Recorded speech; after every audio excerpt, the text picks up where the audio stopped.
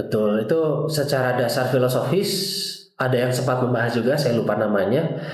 Ya, manusia ini punya perbedaan dengan AI yang mendasar, yaitu orisinalitas ini, berpikir kreativitas. AI kalau dibiarkan dia ya tidak akan mengembangkan sesuatu yang baru gitu. Menurut optimis saya dan tim itu mau 10 tahun mau 20 tahun pasti profesi ini akan terus ada.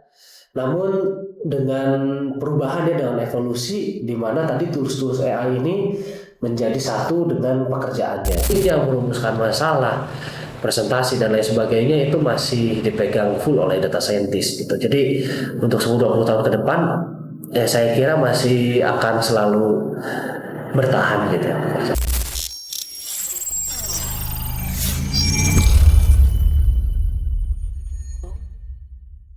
Halo dan selamat datang di episode ke-20 dari SV Talks with Expert to the Next Level. Saya di sini bersama Azizi sebagai host, ya kan? Nah, ini saya sudah dengan Mas Abbas, expert yang kita undang hari ini. Mas Abbas, data scientist ya? Betul. Data scientist Mas Abbas ini. Nah, hari ini kita akan membahas terkait data scientist versus AI. Apakah profesi ini akan tergantikan? Nah, baik. Sebelum kita membahas lebih dalam, ini sebenarnya sudah dibahas di episode sebelumnya. Baik, nah mungkin Mas Abbas bisa minta tolong jelaskan dulu secara umum sebenarnya kerjaan data scientist ini apa, profesi ini apa gitu. Secara umum aja Mas, sudah dibahas di sebelumnya.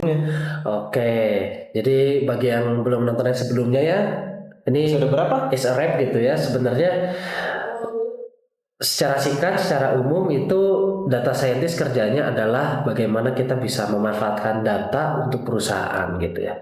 Jadi kita cari value dari data yang bisa mendukung proses bisnis dari perusahaan tersebut. Jadi biasa sih ujungnya duit ya. Ujung-ujungnya bagaimana kita bisa menghasilkan uang atau mungkin value lainnya terhadap perusahaan dari data itu sih. Hanya itu. Oke, baik. Secara umum seperti itu ya. Nah, sekarang nih Mas Abbas. Nah, apakah AI, jadi kan kita sudah dibahas juga di episode sebelumnya teman-teman ya. Jadi kan makin kesini AI itu terlihat semakin canggih ya. Banyak pekerjaan mulai digantikan oleh AI atau bahkan kemarin aja ada kontroversial pembahasan terkait AI dan artis tukang gambar atau gimana gitu. Nah, ini kalau misalnya di data scientist, AI ini dilihat oleh teman-teman apakah sebagai ancaman atau ada peluang di situ gitu, Mas Abbas?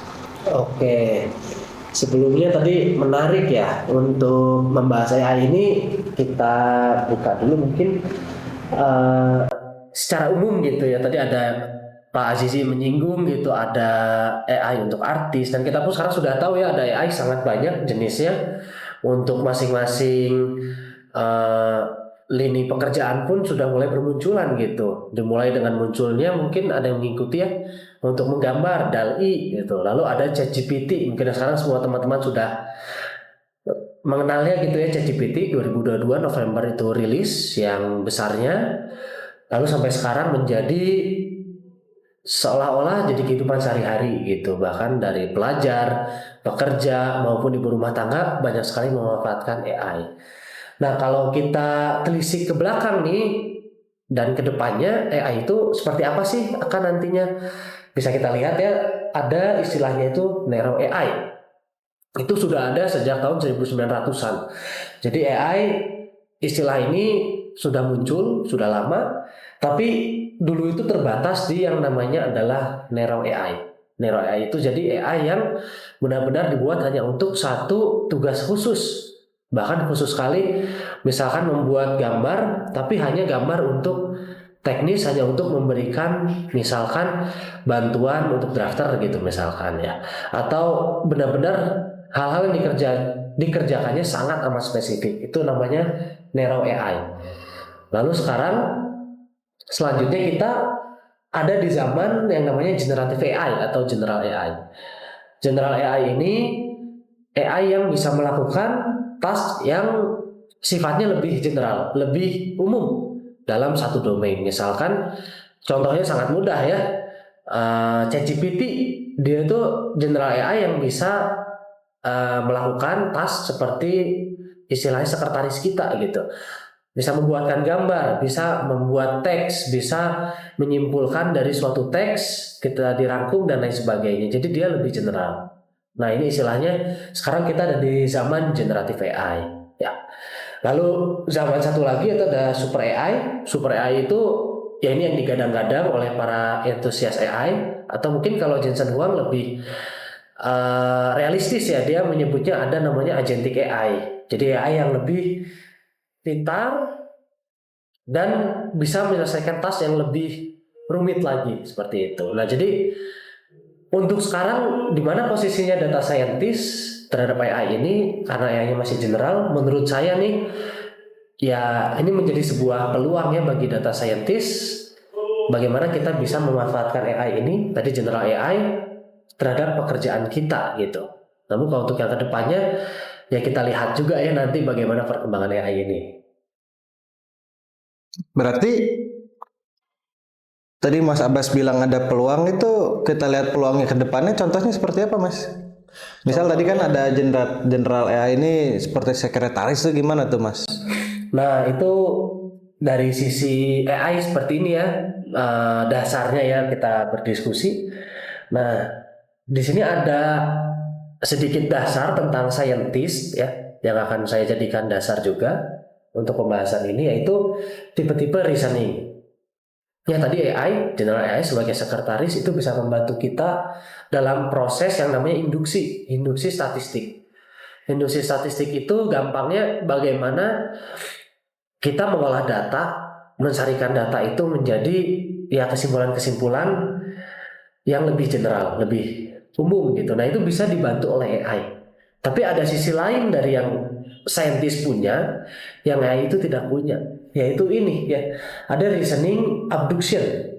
Abduction itu apa? Jadi kita mencari base explanation, base story yang bersambung terhadap data itu. Yang ini yang AI masih sulit untuk mendapatkan itu. Berpikir kreatif. Berpikir mana sih kemungkinan yang paling mungkin secara akal. Nah, sedangkan kalau secara induksi itu secara statistik AI sangat membantu kita. Tapi kalau secara abduksi, secara berpikir kreatif itu AI akan sulit ya di sini. Kalau Berarti deduksi, ya satu lagi ada deduksi ya, itu AI juga bisa sangat membantu kita ya secara logik dasar, mereka biasanya lebih konsisten.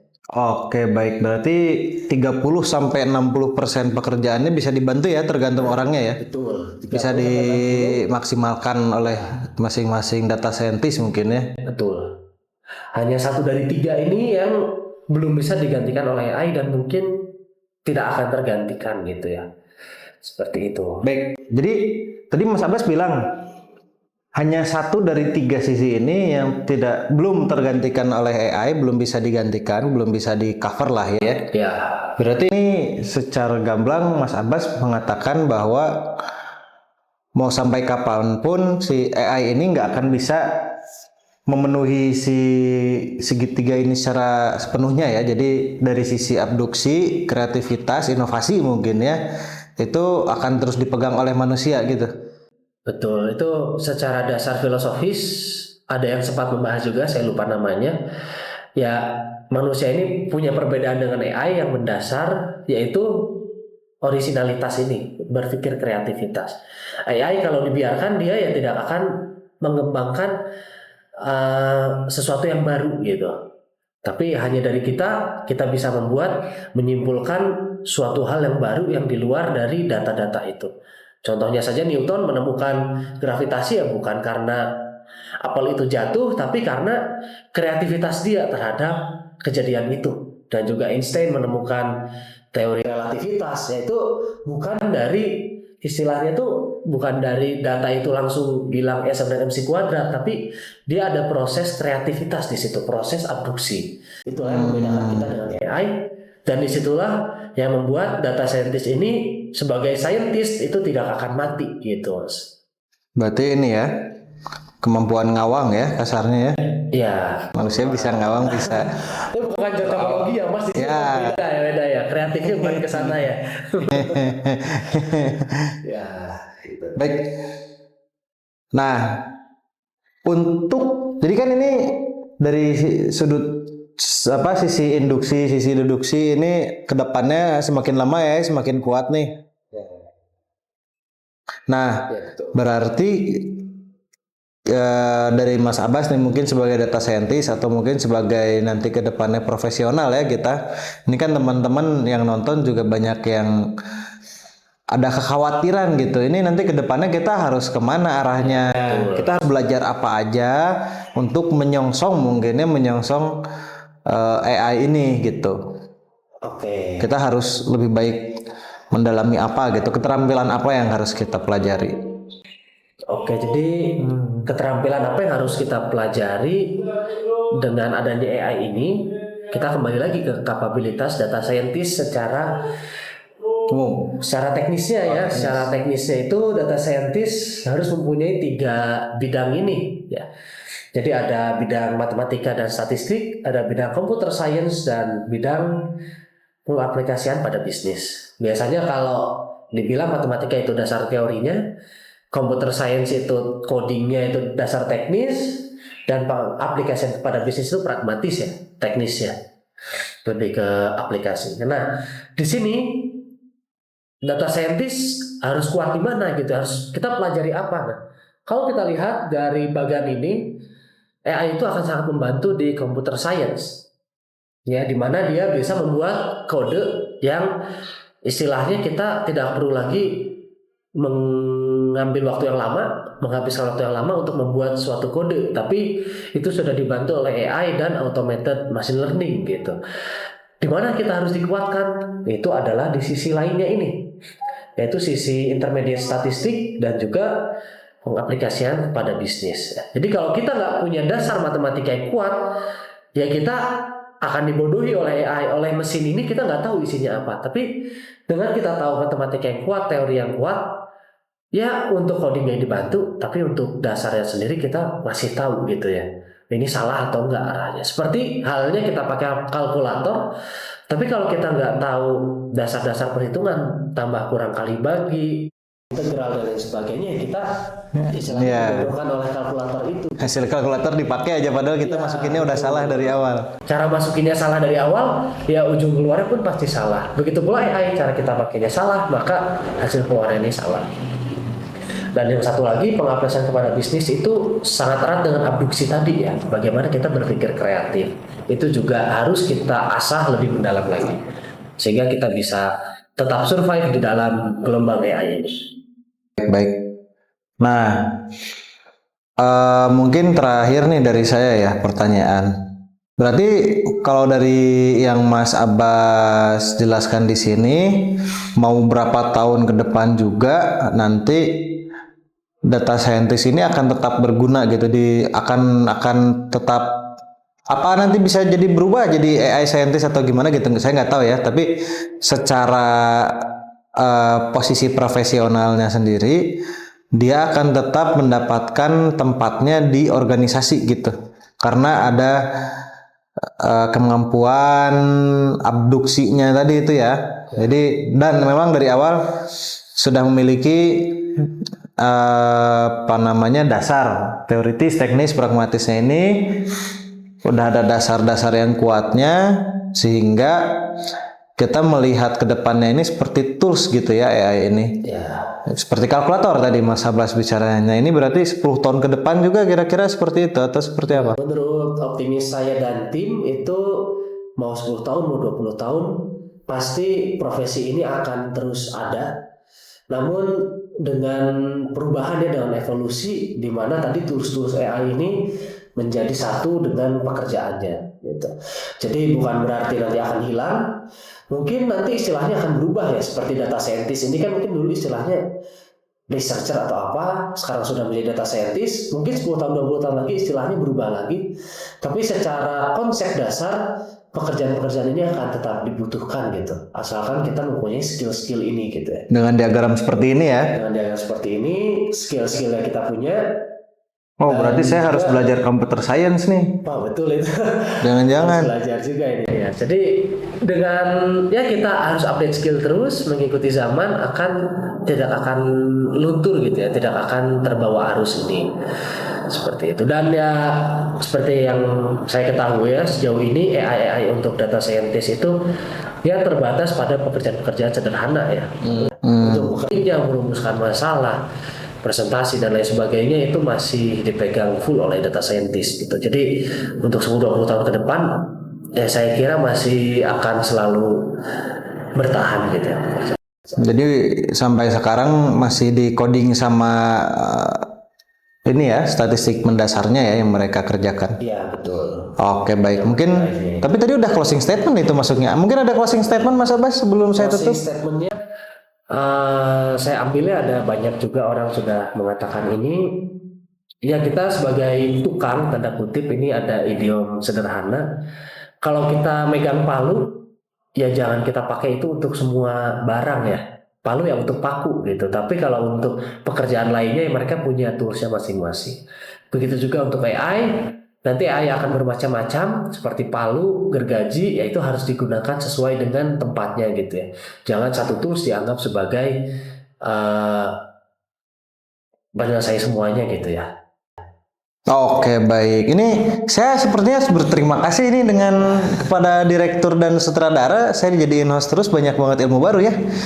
Jadi palu dipakai buat mukul apa? Paku ya, palu untuk paku, gergaji, apa itu. Jadi kita sebagai manusia kita harus menggunakan alat-alat sesuai kegunaannya. Jangan satu dipakai untuk semua, begitu ya teman-teman.